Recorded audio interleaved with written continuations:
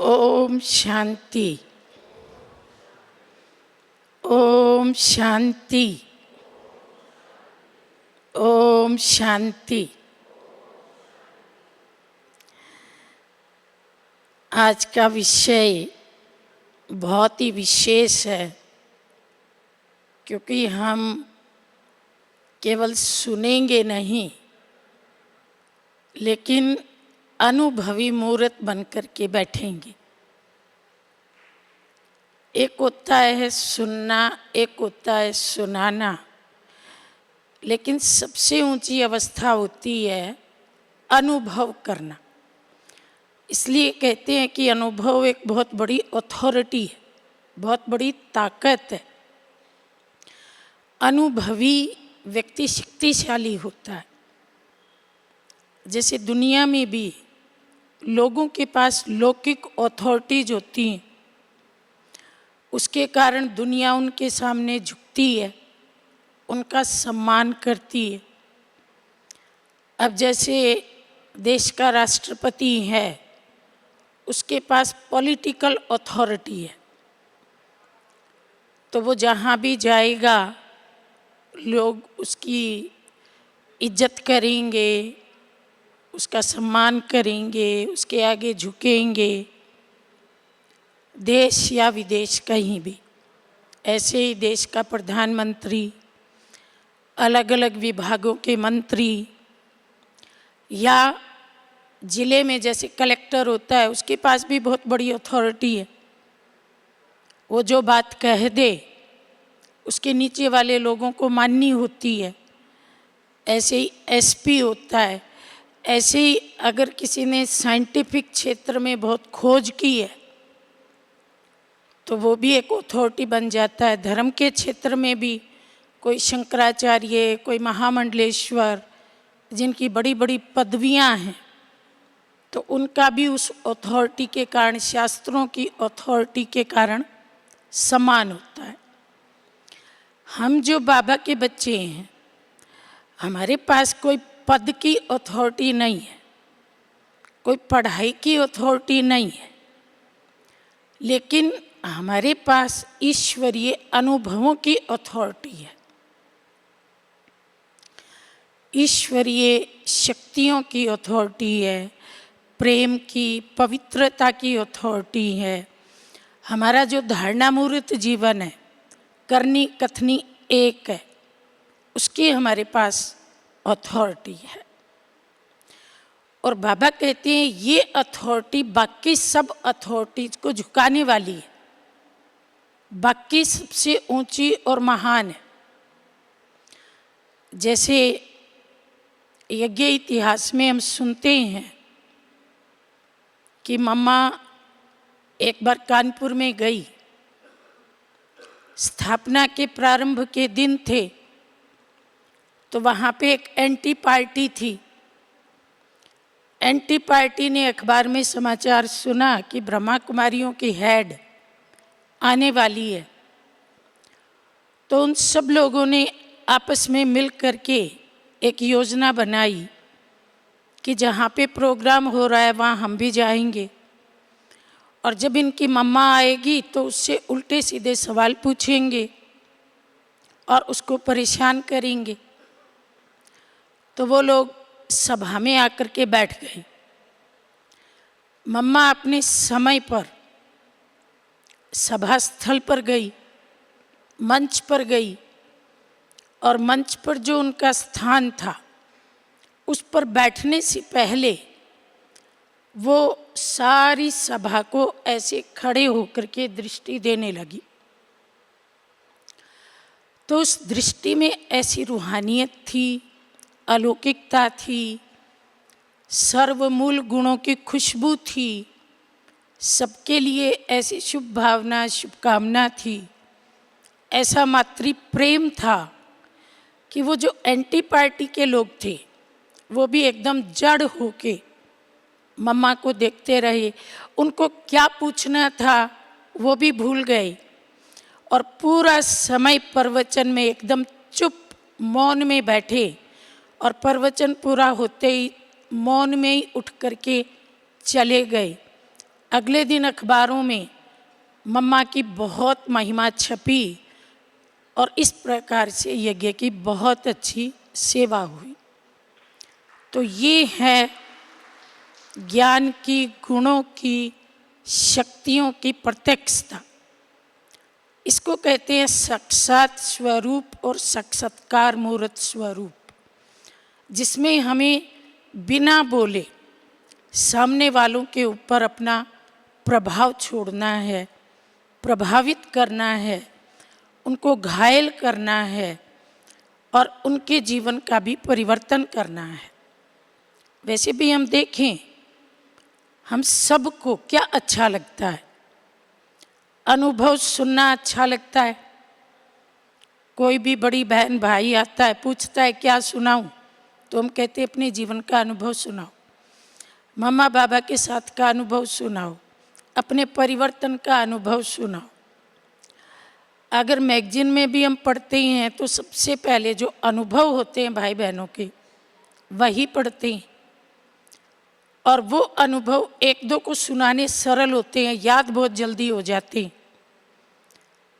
थोड़े दिन पहले हमने ज्ञानामृत में एक अनुभव डाला था, एक शिव बाबा की अनोखी दुल्हन, अगस्त 2024 की मैगजीन में डाला था। तो ये अनुभव इतना वायरल हुआ, एक ने पढ़ा, दूसरे को सुनाया, दूसरे ने पढ़ा, तीसरे को सुनाया। क्योंकि जब कोई अनुभव लिखता है तो उस अनुभूति में डूब करके लिखता है, और जो पढ़ने वाला है वो अनुभव लिखने वाले के अनुभव के साथ तादात्म्य स्थापित कर लेता है। अगर अनुभव लिखने वाला दुखी हुआ तो पढ़ने वाले को भी दुख अनुभव होता है, अगर वो सुखी हुआ तो पढ़ने वाले को भी सुख अनुभव होता है, अगर वो हंसा तो पढ़ने वाले को भी हंसी आती है। मतलब अनुभव की छाप दिल पर अमिट लगती है। और इसलिए बाबा ने एक मुरली में कहा था कि जो दुनिया में कथाकार हैं वो क्या करते हैं, अल्पकाल के लिए अपनी पूरी सभा को नचा लेते हैं। खुद नाचते हैं, सबको नचा लेते हैं, खुद हंसते हैं, सबको हंसा लेते हैं।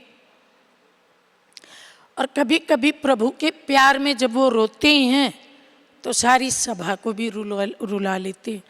बाबा ने कहा उनकी अल्पकाल की शक्ति है और आपकी दीर्घकाल की अविनाशी शक्ति है। उनका केवल कथन है और आपकी केवल कथनी नहीं लेकिन करनी है। करनी की शक्ति अधिक होती है। इसलिए आप बच्चों को ये लक्ष्य रखना है कि जो भी मेरे सामने आए मैं उसको कुछ ना कुछ अनुभव कराऊं, ताकि उसकी जो छाप है वो अमिट हो जाए, वो कभी उसे भूले नहीं। जो अनुभवी आत्मा है वो कभी माया से धोखा नहीं खाती, माया से हारेगी नहीं, माया को हराएगी, क्योंकि वो अंदर से भरपूर है। जैसे बीज अंदर से भरपूर होता है ना, तो कितना शक्तिशाली होता है। तो जब आत्मा भी अपने मूल गुणों से और शक्तियों से भरपूर है, कोई भी खालीपन नहीं है, तो वो हर बात में विजयी बनती है। ऐसे को कहते हैं मास्टर ऑलमाइटी अथॉरिटी। ऐसे के सामने जब माया आती भी है तो माया झुकेगी न कि झुकाएगी, माया वार नहीं करेगी, लेकिन ऐसी आत्मा माया को खेल समझेगी, खेल खेल में उसको पार कर लेगी। और अगर कोई अनुभवी नहीं है तो वो माया के किसी भी रूप से धोखा खाएगा।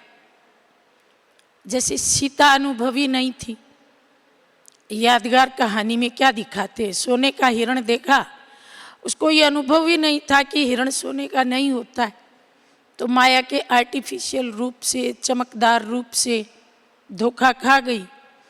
और धोखा खाया तो क्या हुआ, शोक वाटिका में चली गई। इसलिए बाबा कहते हैं आपको धोखा नहीं खाना है, आपको केवल सुनाने के सिंहासन पे नहीं बैठना, केवल स्पीकर नहीं बनना, लेकिन अनुभवों के सिंहासन पे बैठना है। दुनिया में होता है सिंहासन और आपका है अनुभवों का आसन। तो जब आप अनुभवों के आसन पे बैठ के कोई भी बात कहते हो तो आपकी वो बात सफल होती है, आपकी उस बात में कोई बाधा नहीं आती है, क्योंकि जहाँ अनुभवी है वहाँ सदा विजयी है। बाबा कहते हैं जो मैंने ज्ञान की एक एक बात सुनाई है उसका अनुभव करो। जैसे बाबा ने सबसे पहले हमें क्या सुनाया कि आप शरीर नहीं हैं, आप आत्मा हैं। आपका मूल स्वरूप आत्मिक स्वरूप है, आप हैं ही आत्मा। क्योंकि शरीर को तो आप मेरा कहते हो, तो मैं और मेरा में तो बहुत अंतर है। तो आप अपने इस स्वरूप को ज्ञान से जानते हो कि अनुभव से जानते हो। मैं आत्मा हूँ, ये नॉलेज तक सीमित है, या मैं आत्मा बन गया हूँ, आत्मा हो गया हूँ।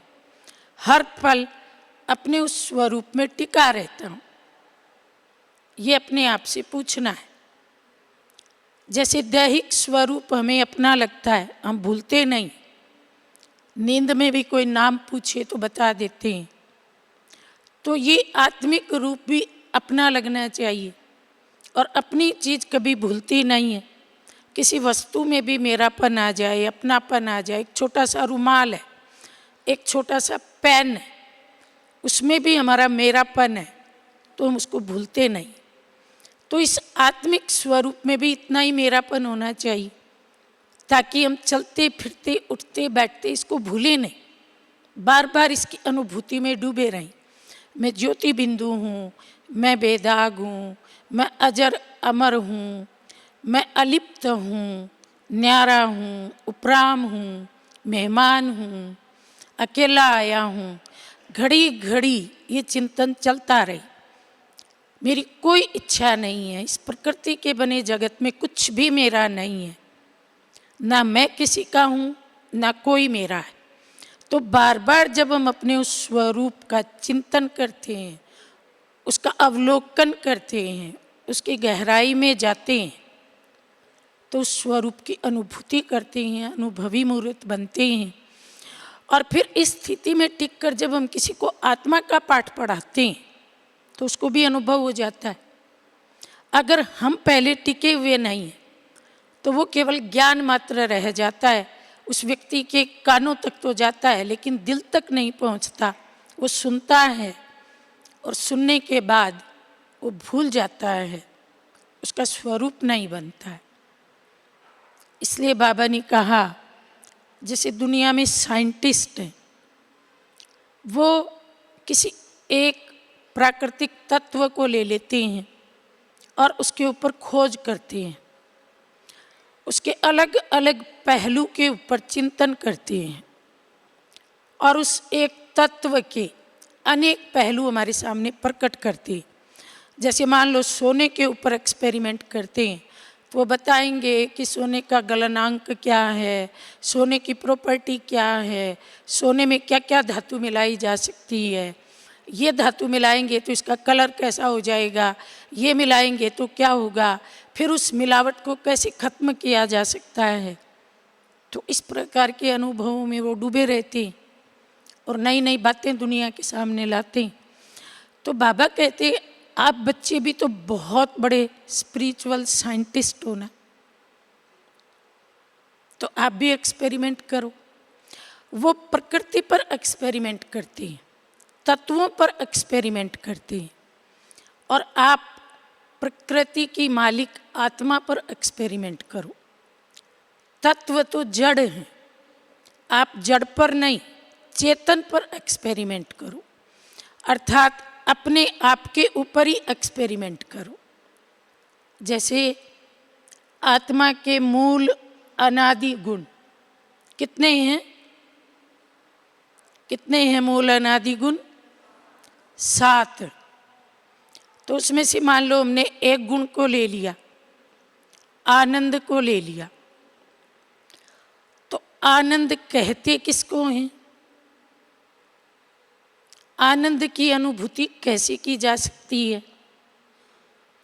जब आनंद स्वरूप की अनुभूति होती है तो खुद को क्या प्राप्ति होती है, और जो कनेक्शन में आने वाली आत्माएं हैं उनको क्या प्राप्ति होती है?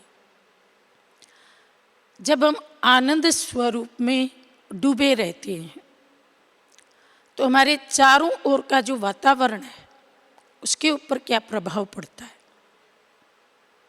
इसके ऊपर एक्सपेरिमेंट करो, लिखो, बार बार उस अनुभव को दोहराओ, और फिर ऐसे वातावरण में जाओ जहाँ आनंद का अभाव है, और वहाँ फिर अपने उस अनुभव को रिपीट करो।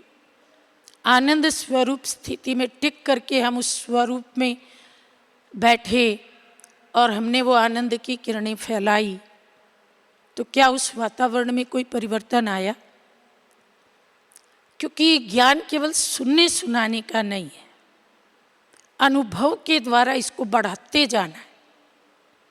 जैसे गोताखोर होते हैं तो वो पानी की गहराई में जाते हैं और नए नए मोती, नई नई चीज़ें लेकर के आते हैं। तो जैसे अभी हमने कहा कि वो तो पानी में डूबते हैं, पानी तो एक तत्व है, वो तो एक बाह्य चीज़ है, हमको किसी बाह्य चीज़ में नहीं डूबना, हमको अपने ही भीतर डूबना है, अपने ही भीतर उतरना है। जैसे दादी जानकी कहती थी कि मैं 80% भीतर रहती हूँ और केवल 20% बाहर रहती हूँ। तो हम अपने भीतर जाएंगे, अपने स्वरूप में उतरेंगे तो हमें क्या क्या दिखेगा? मैं आत्मा 5000 साल पुरानी हूँ, तो इन 5000 सालों में जो समय गुजरा उसके अनुभव मेरे भीतर है। मैंने सतयुग को भी देखा है, त्रेता को भी देखा है, द्वापर को भी देखा है, कलयुग को भी देखा है, संगम को भी देख रही हूँ, 5 युगों की अनुभवी हूँ। पर वो अनुभव हैं कहाँ? बाहर जो किताबों में लिखे हैं, जैसे दुनिया की किताबों में द्वापर युग की हिस्ट्री लिखी है, पर वो कोई संपूर्ण सत्य थोड़े ही है। अनुमान के आधार पे, एक दूसरे से सुन के उस आधार पे लिखी गई है। सतयुग त्रेता की हिस्ट्री तो है ही नहीं, लेकिन मेरे भीतर पूरा का पूरा इतिहास। तो अगर मैं अंदर जाऊं, एकांत में बैठूं, अपने आप पर एकाग्र हो जाऊं, एक लक्ष्य को लेकर के अंतर्मुखी बन जाऊं, तो मुझे अपने भीतर वो सब दृश्य दिखाई देंगे जिनमें मैं क्रॉस होके आई। तो बाबा ने कहा स्पिरिचुअल गोताखोर बनो। जैसे मछली होती है, उसका प्रेम पानी से है, पानी से बाहर आना नहीं चाहती, बाहर ले आओगे तो तड़फेगी, फिर पानी में जाएगी। हाँ, पल भर के लिए पानी से बाहर मुंह अगर निकालेगी भी तो फिर अंदर चली जाएगी, उसका जीवन ही पानी है। तो ये जो अंतर्मुखता की गुफा है, हम तपस्वियों का भी वही जीवन है, हमें भी वही आनंद आता है, हमारा मन भी वहीं लगता है। हम उस अंतर्मुखता की गुफा में एकांत में रमण करते रहें, नया नया खोजते रहें। कर्म करने के लिए कुछ समय के लिए इंद्रियों का आधार लिया, बाह्य जगत में आए और फिर भीतर चले गए। भीतर की दुनिया बहुत रिच है, बहुत माला माल है, उसमें बहुत हीरे मोती माणिक और जवाहरात। और बाहर की दुनिया में क्या है? हलचल है, तूफान है, कहा सुनी है, तेरा मेरी है, व्यर्थ वाणी है, व्यर्थ कर्म है, व्यर्थ दृष्टि, व्यर्थ वृत्ति है।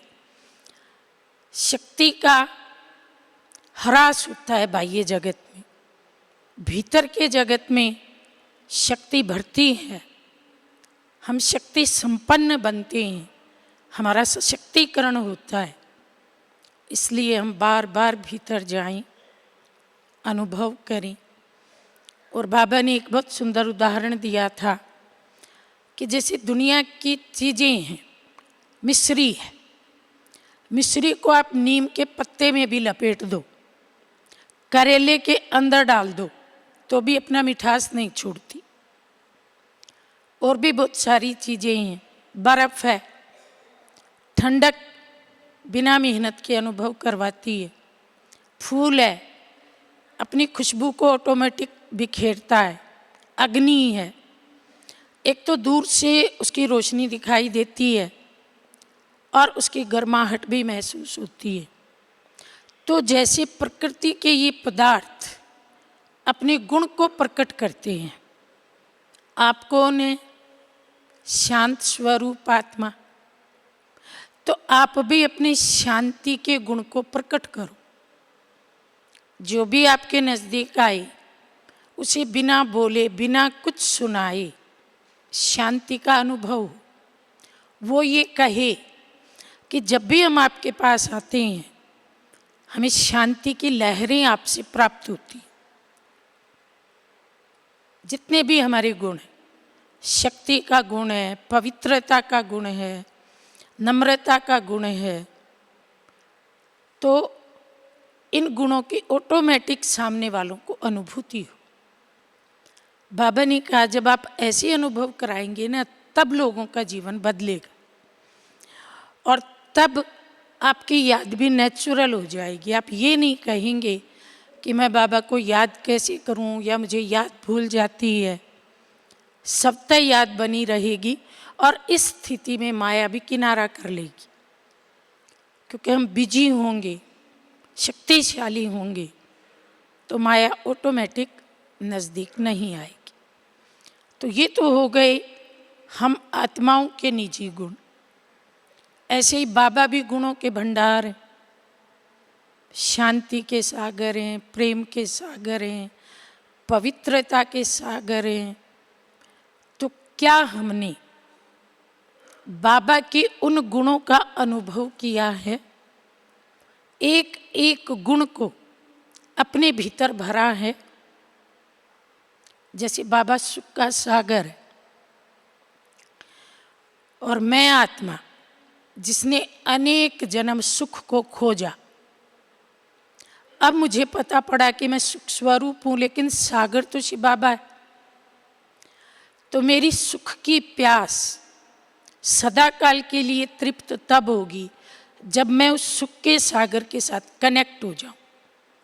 जैसे हम अपने घर की बिजली को पावर हाउस के साथ कनेक्ट कर देते हैं तो हमारी बिजली हमेशा जलती रहती है। तो वो पावर हाउस है, मैं आत्मा उसके साथ कनेक्ट हुई। तो क्या इस कनेक्शन की मुझे अनुभूति है?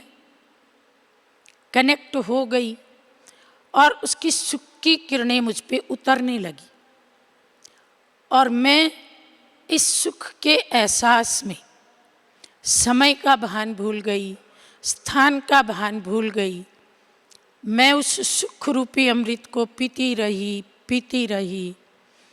उस सुख सागर की जो सुख की किरणें वो मेरे चारों ओर बिखरी रही। मैं उन किरणों से खेलती रही, उन किरणों में झूला बना के झूलती रही। उन किरणों को मैंने अपने अंदर समा लिया और मुझे ऐसे लगता है कि उन किरणों को समाते समाते मैं भी मास्टर सुख का सागर बन गई। ये मुझे अनुभव करना है। अब मुझे न तो किसी व्यक्ति से सुख चाहिए, न किसी वस्तु से सुख चाहिए, क्योंकि मुझे अविनाशी सुख मिल गया। दिन हो रात हो, ये सुख हमेशा मेरे साथ है, इसे कोई छीन नहीं सकता, किसी की ताकत नहीं जो इस सुख को कम कर दे और इन सुख की किरणों से भरपूर मैं आत्मा बाबा के साथ कंबाइंड हो करके जो ऊंचे से ऊंचा टावर है यानी कि परम धाम है, वहाँ बैठ गई। बिंदु बन करके बिंदु के साथ कंबाइंड हो करके वहाँ बैठ गई और जो अपने भीतर सुख की किरणें भरी हैं वो मैं इस प्रकृति और मानव आत्माओं को प्रवाहित कर रही हूँ।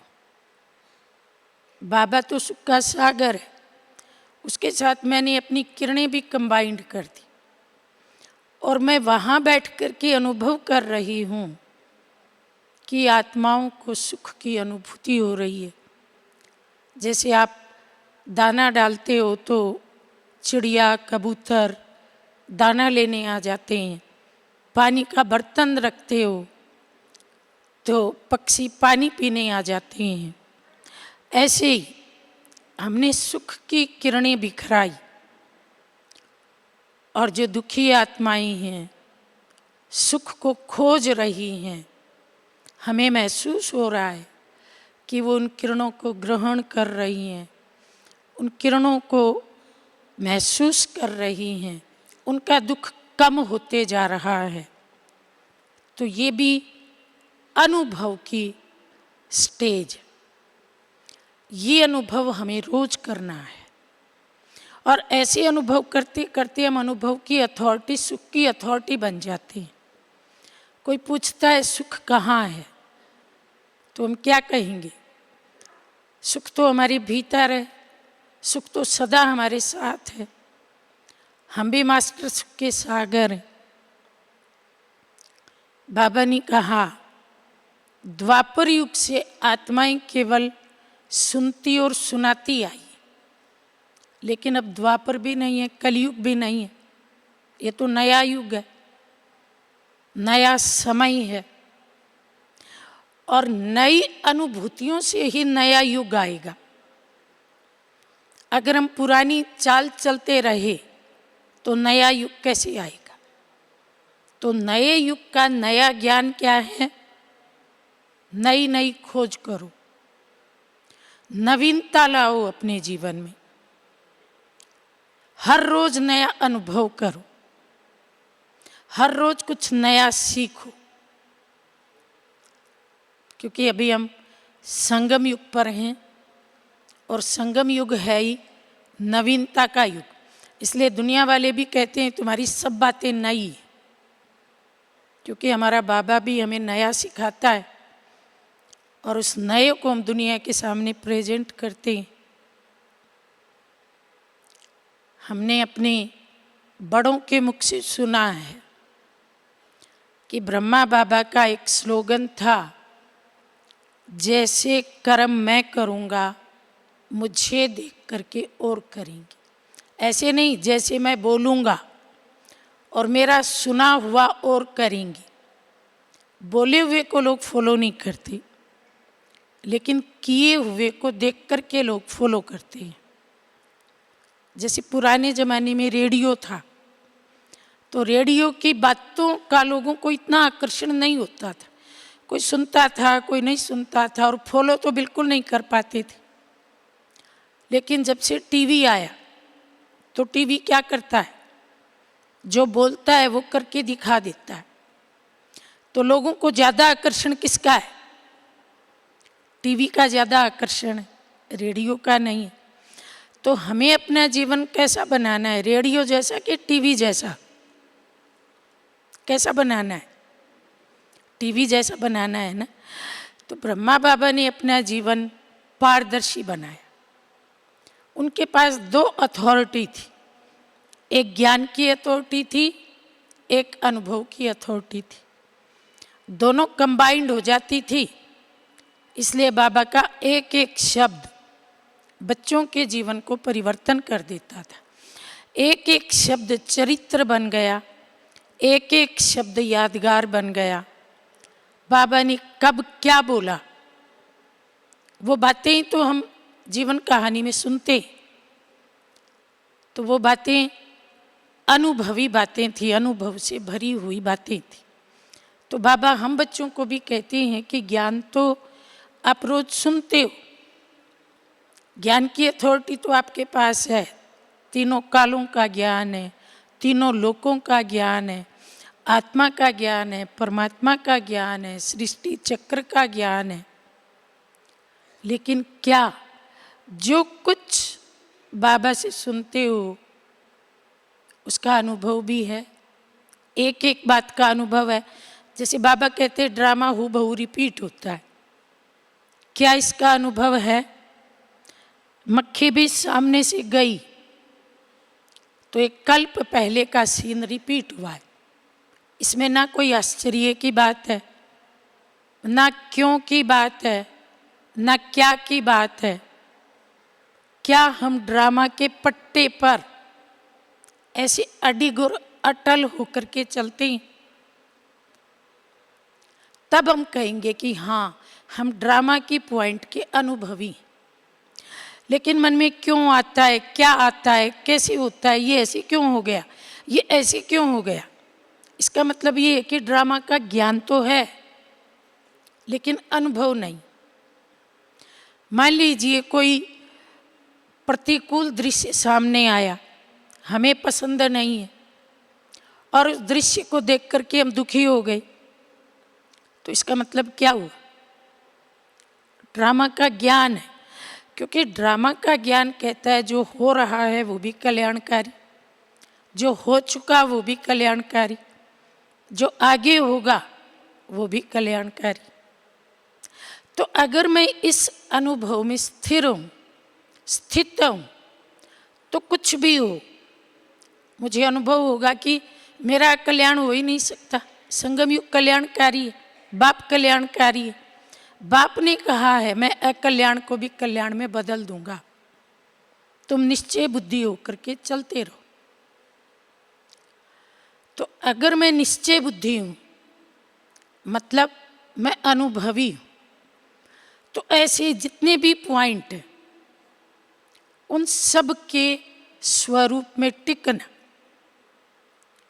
इसको कहते हैं ज्ञान की एक एक पॉइंट का अनुभवी बन।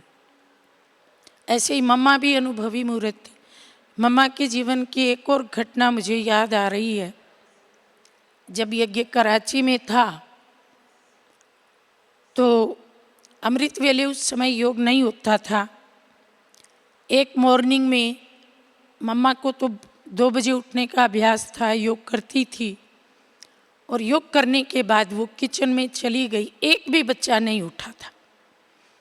तो किसी बच्चे ने देखा और बाकी बच्चों को कहा मम्मा किचन में गई, उठो उठो उठो। तो सब दौड़ करके किचन में गए, मम्मा के पीछे जाके खड़े हो गई। तो मम्मा ने कहा बच्चे तुम्हारे जो भगत हैं वो उठ करके आपके दर्शन करने के लिए मंदिरों में पहुंच गई, घंटी बजा बजा के आपका आह्वान कर रही, आपको भोग प्रसाद चढ़ा रही हैं, आपकी स्तुति कर रही हैं। आप चेतन देवता क्या कर रहे हो? अब जब बच्चों ने ये बात सुनी, चेतन देवताओं को तो जड़ देवताओं से पहले जागना चाहिए, इसलिए भक्तों का समय 5 बजे, तो चेतन देवताओं का समय कौन सा होगा? उससे पहले होगा, क्योंकि उनसे पहले उठेंगे तब तो भक्तों को वाइब्रेशन देंगे। तो ये इतना अच्छा उनको अनुभव करवाया कि उसके बाद कोई भी बच्चा उठने में लेट नहीं हुआ। अनुभव की ऐसी छाप लगाई, बच्चों को अनुभव हो गया कि हम देवता हैं, होवनहार देवता हैं, तो हमारे कर्म कैसे होने चाहिए। ऐसे ही मम्मा किसी सेंटर पे गई थी तो वहाँ की जो दादी थी उसने भोग में खजूर बांटे थे। तो सब बच्चों ने भोग खाया और खजूर के अंदर तो गिट्टक होती है, तो भोग खाने के बाद वो खजूर की गिट्टक ऐसे हाथ में लेके बैठे रहे। मम्मा ने देखा तो मम्मा ने उन दादी को कहा, बहन तुम जानती हो ये सब जो बैठे हैं ये कौन है? ये होवनहार राजकुमार राजकुमारियां हैं और ये गिट्टक मुट्ठी में लेके बैठे हैं, ये शोभा नहीं देता है। इसलिए जब भी खजूर खिलाओ तो खजूर की गिट्टक निकाल के उसमें मूंगफली डाल दो और तब इनको खिलाओ। तो देखो कितना अच्छा अनुभव कराया, सारे बच्चों के स्वाभिमान को जागृत किया। और उसके बाद उस दादी ने जीवन में जब भी खजूर दिया तो इसी प्रकार से दी। तो केवल ज्ञान के अनुभवी नहीं, लेकिन जो हम प्रैक्टिकल कर्म करते हैं, हमारा चलना फिरना, वो सब कुछ भी हमारी अथॉरिटी के अनुसार हो। हम होवनहार देवता हैं, सतयुग के राजकुमार राजकुमारियां हैं, तो हमारा खाना पीना चलना फिरना बोलना सब कुछ वैसा ही हो। जैसे भक्ति मार्ग की गीता में बाबा ने कहा है कि मैं प्राकृत मनुष्यों की तरह से प्राकृत जन्म नहीं लेता, मेरा जन्म दिव्य और अलौकिक, मेरा हर कर्म भी अलौकिक। तो मेरे साथ साथ आप बच्चों का जन्म भी दिव्य, साधारण जन्म नहीं है। तो जब दिव्य जन्म है तो हम सब के कर्म भी कैसे होने चाहिए? साधारण मनुष्यों जैसे नहीं, हमारे कर्म भी दिव्य और अलौकिक होने चाहिए। फिर बाबा ने कहा कि जो लौकिक बड़े लोग हैं वो जिस भी समारोह में जाते हैं वैसी अपनी ड्रेस पहन लेते हैं।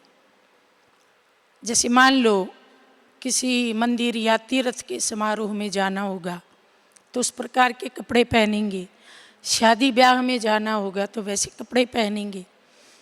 अगर किसी की मृत्यु हुई है, श्रद्धांजलि देने जाना है तो उस प्रकार के कपड़े पहनेंगे।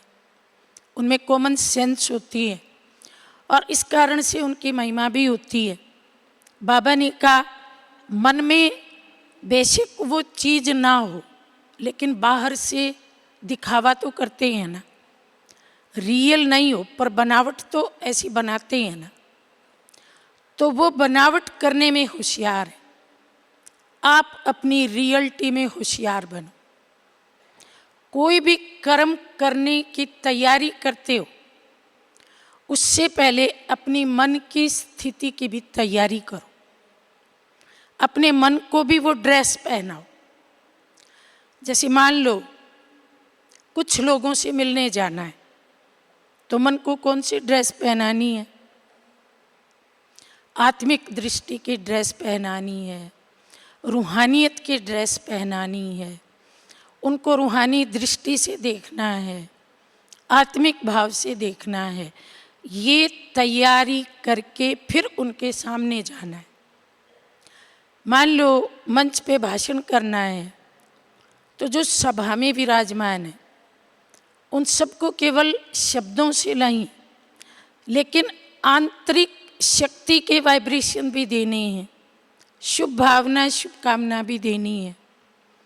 अपने स्वमान में टिक करके उनको स्वमान में भी टिकाना है। तो ये हमारी स्थिति की ड्रेस।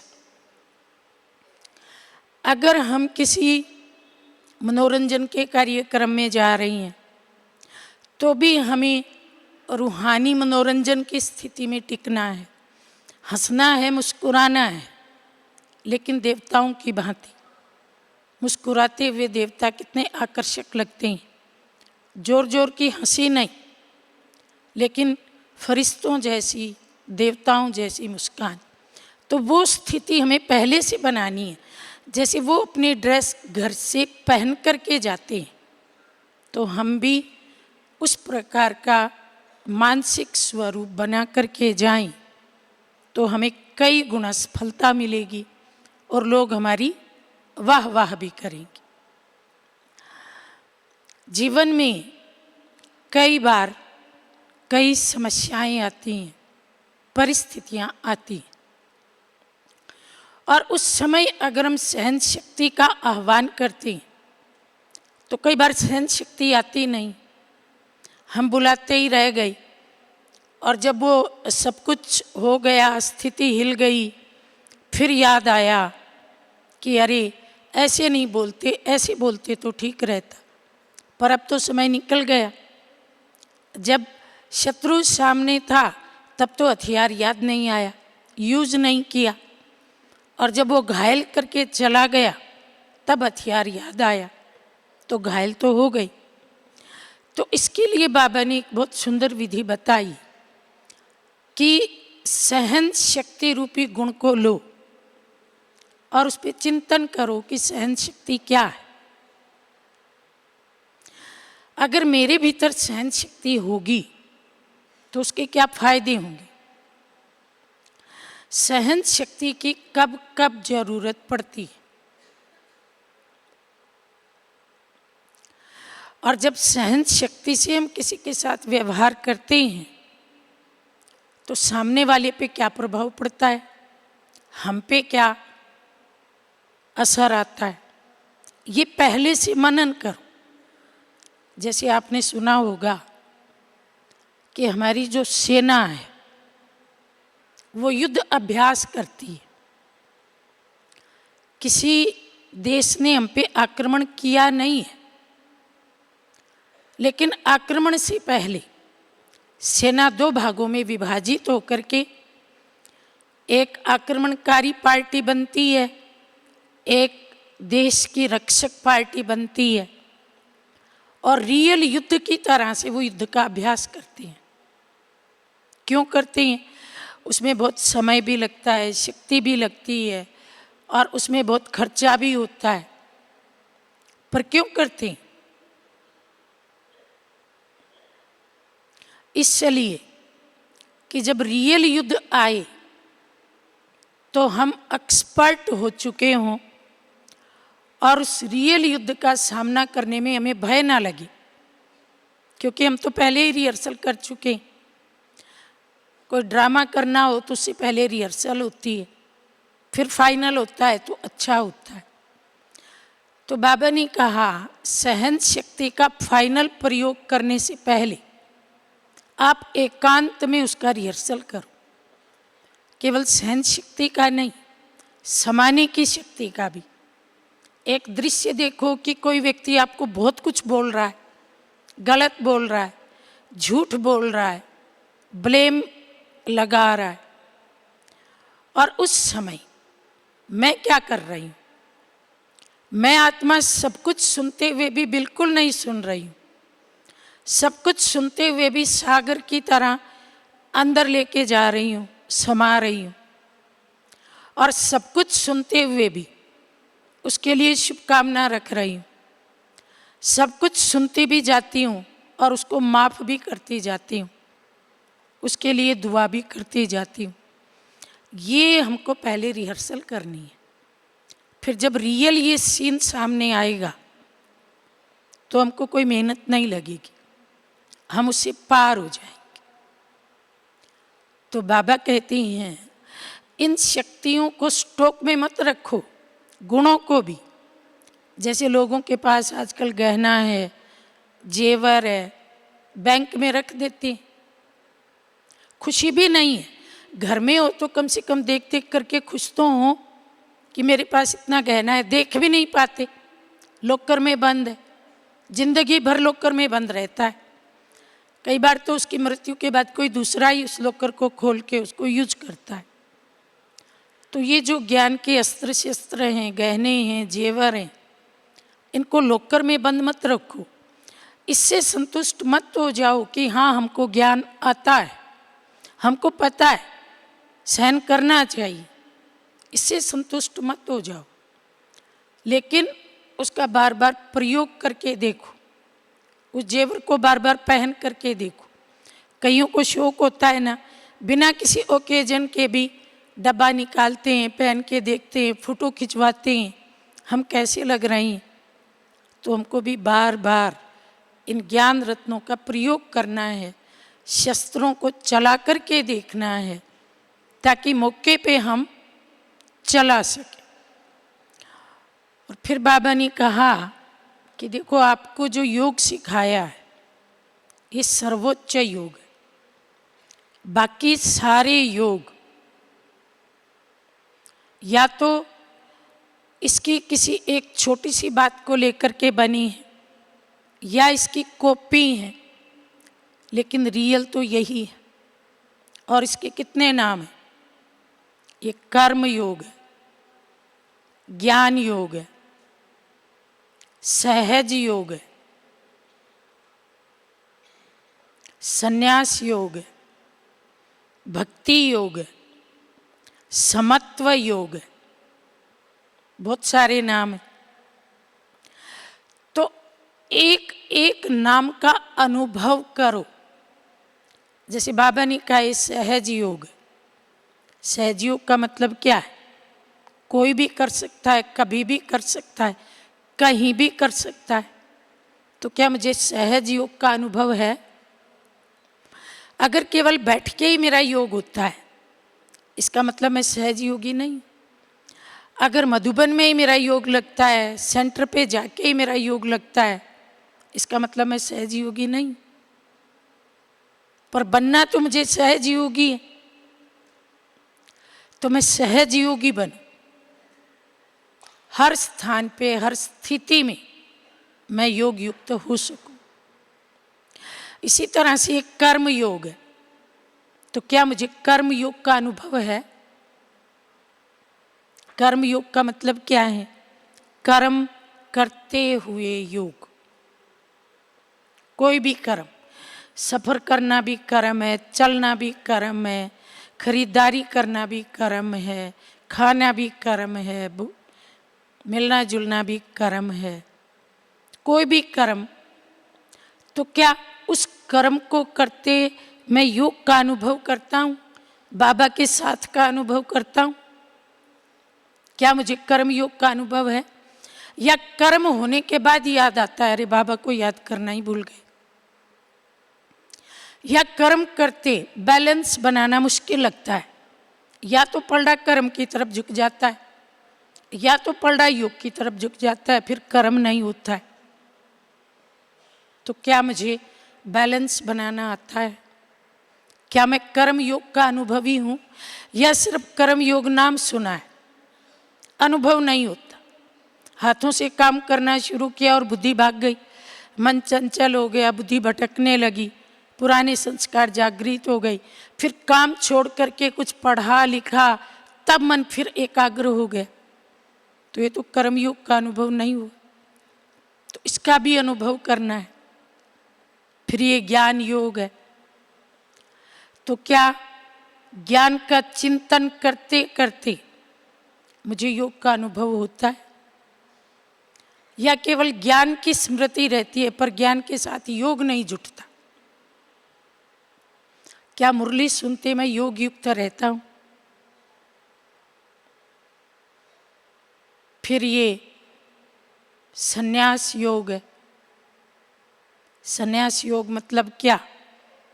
बुराइयों का संन्यास, घर परिवार में रहते हुए। तो क्या मुझे अनुभव होता है कि मैं सच्चा सन्यासी हूँ, वेद का सन्यासी हूँ? रहता संसार में हूँ, लेकिन पूरी दुनिया का मैंने देह सही देह के सब संबंधों का सन्यास कर लिया। ऐसा सन्यास योगी हूँ। फिर ये समत्व योग है। समत्व योग मतलब निंदा स्तुति हानि लाभ पाप पुण्य सब में एक समान। क्या मुझे उसका अनुभव है? या निंदा आई तो मन छोटा हो गया, स्तुति आई तो मन एकदम ऊंचा ऊपर उड़ गया, लाभ हुआ तो वाह वाह, हानि हुई तो हाय हाय। तो फिर मैं समत्व योगी नहीं हुआ। तो मुझे इसका भी अनुभव करना है, तब कहेंगे अनुभवी। और इसी तरह से भक्ति योग भी है। ये भक्ति में क्या होता है? तीन चीजें होती हैं। त्याग, प्रेम और समर्पण। तो क्या मैं सचमुच सच्चे भक्तों की तरह से एक रस प्रेम में डूबा रहता हूँ? क्या मेरे जीवन में देह अभिमान का संपूर्ण त्याग है? क्या एक निष्ठ प्रेम है भगवान से? और क्या भगवान के आगे समर्पण है? आप जो कहेंगे मैं वही करूँगा, जो खिलाएंगे मैं वही खाऊंगा, जहाँ बिठाएंगे मैं वही बैठूंगा, जैसे चलाएंगे मैं वैसे चलूँगा। इसको कहते हैं भक्ति योग। तो योग के जो अलग अलग स्वरूप हैं उन सब का हमें अनुभव हो, तब हम कहेंगे योग के अनुभवी बन गए। और ऐसे जब हम मुरली सुनते हैं तो मुरली कैसे सुनते हैं और कैसे सुननी है? अनुभवी मूर्त बन के मुरली सुननी है। जैसे बाबा ने कहा, तुम सब आत्माएं परम धाम निवासी हो, परम धाम से सृष्टि मंच पर आए हो पार्ट बजाने। तो जैसे ही बाबा ने ये बोला, मेरा मन परम धाम पहुंच गया, परम धाम में स्थित हो गया, परम धाम की शांति का अनुभव करने लगा। और फिर परम धाम से मैं आत्मा रंगमंच पे उतर के आई, ये अनुभव होने लगा। बाबा ने जो बोला मेरी वैसी ही स्थिति बन गई। फिर बाबा ने कहा, विश्व की सब आत्माएं आपके भाई भाई। तो मेरी बुद्धि में सारा विश्व इमर्ज हो गया, ग्लोब की सब आत्माएं इमर्ज हो गई, सब आत्माएं भाई भाई। वो दृश्य मुझे दिखाई देने लगा। फिर जैसे बाबा ने अगली बात कही कि तुम बच्चों ने सतयुग में 8 जन्म लिए, तो मेरे सामने मेरा सतयुगी रूप इमर्ज हो गया। सतयुग का पहला जन्म देवता या देवी के रूप में था, दूसरे जन्म में भी 2 ताजधारी, तीसरे जन्म में भी, क्योंकि मन तो सेकंड में सारी बातें सोच लेता है। बाबा की बात सामने आए इतनी देर में तो मन कहीं भी जा सकता है। अनुभव करने में देर थोड़ी लगती है। 1 सेकंड से भी कम समय में हम उस स्थिति में टिक सकते हैं। तो फिर हम सतयुग में चले गए। फिर बाबा ने कहा, ये दुनिया कब्रिस्तान है, सब मरे पड़े हैं, इसे क्या दिल लगाना। तो हमारे सामने सीन इमर्ज हुआ, सचमुच ये दुनिया तो कब्रिस्तान है। आत्मा इस शरीर में मौजूद है, पर आत्माओं में सद्गुणों और मूल्यों का श्वास नहीं है। ऐसे लगता है कि जैसे मूल्यों की रोशनी भीतर में नहीं है, जिंदा होते भी जैसे ना जिंदा की तरह से। तो बाबा ने जो शब्द बोला, मैंने उसको उसी रीति से अनुभव किया। तो क्या होगा, एक एक वर्षंश से ताकत मिलेगी, भूलेगा नहीं वो, और दिन भर वो याद आते रहेंगे। हम ये जो शिकायत करते हैं कि मुरली भूल जाती है, वो शिकायत खत्म हो जाएगी। और उन महावाक्यों की दिन भर शक्ति मिलती रहेगी। और जब कोई भी सिचुएशन आएगी तो मुरली का वो महावाक्य एक शस्त्र की तरह से हमारे काम आएगा। तो अनुभवी बन करके रोज की मुरली सुननी, इसे हम अपनी आदत बना लें, नियम बना लें। और फिर बाबा ने कहा कि अगर दुनिया में बुद्धि भटकती है, मन चंचल होता है, तो उसका एक ही कारण है कि परमात्मा के प्यार का अनुभव किया नहीं है। परमात्मा के प्यार के अनुभव को एक तरफ रखो और इंद्रियों के सुख को एक तरफ रखो, और दोनों का कंट्रास्ट करो, दोनों के अंतर को समझो। ये सुख कितना चलता है, ये सुख कितना थोड़ी देर चलता है, इस सुख की प्राप्ति क्या है, और ये सुख नाम का सुख है लेकिन अंदर दुख समाया है। जब आप दोनों के अंतर को अनुभव करोगे तो ऑटोमेटिक मन इंद्रिय सुख से हट करके ईश्वरीय सुख की तरफ लगेगा। फिर ये शिकायत ख़त्म हो जाएगी कि इंद्रियां धोखा देती हैं या दुनिया की चीज़ों में आकर्षण जाता है या क्या करें, मन एकाग्र नहीं होता है। क्योंकि जब आप देखते हैं कि एक भंवरा पहले तो बहुत इधर उधर उड़ रहा था, फिर जब उसे फूल मिल गया और फूल का मकरंद चूसने लगा तो वो उसमें इतना मशगूल हो गया कि आप उस पेड़ को हिला दो, फूल को हिला दो तो भी वो उड़ेगा नहीं, क्योंकि अब उसे आनंद आने लगा। तो जब हम ईश्वरीय सुख, ईश्वरीय आनंद, ईश्वरीय प्रेम में डूब जाते हैं तो हमारा मन एकाग्र हो जाता है, भटकना बंद हो जाती है और हमारी सब शिकायतें खत्म हो जाती हैं। हम विजयी मायाजीत बन जाते हैं। तो अनुभवी अर्थात मायाजीत, अनुभवी अर्थात प्रकृति जीत, अनुभवी अर्थात इंद्रिय जीत। ओम शांति।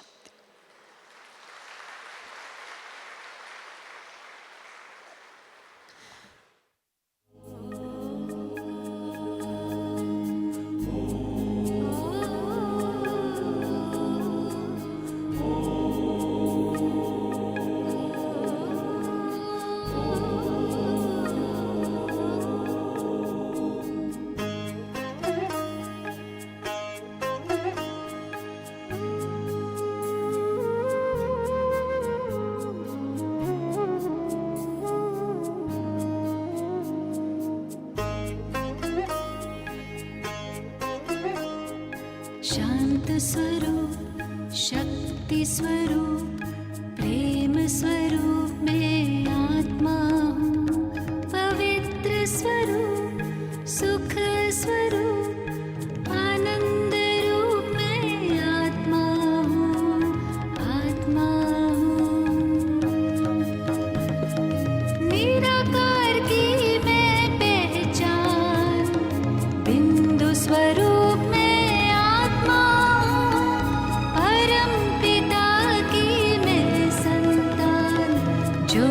स्वरूप में आत्मा हूँ।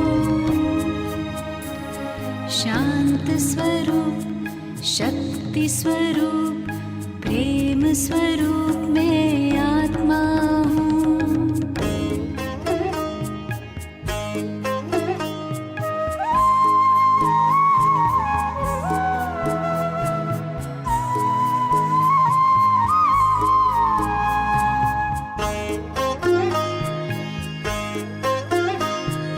दीप में जैसे ज्योति है, सीप में जैसे मोती है, अंबर में जैसे तारे, फूलों में खुशबू होती है, भ्रिकुटी बीच में विराजमान, रूप अनूप में आत्मा।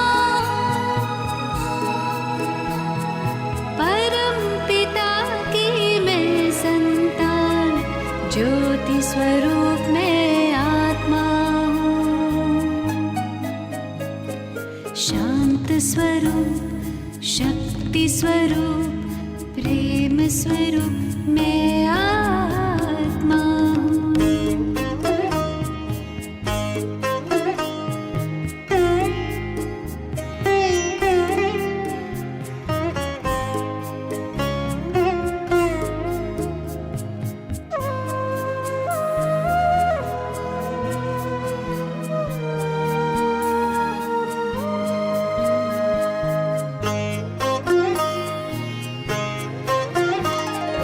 देह नहीं मैं देही हूँ, तन के गृह में गेही हूँ, शिव की प्यारी तन से न्यारी, आत्मा सभी की स्नेही हूँ, दिव्य गुणों की मैं हूँ खान, दिव्य स्वरूप में आत्मा हूँ।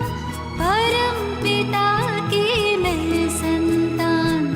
ज्योति स्वरूप में आत्मा हूँ। शांत स्वरूप, शक्ति स्वरूप, प्रेम स्वरूप में आत्मा हूँ।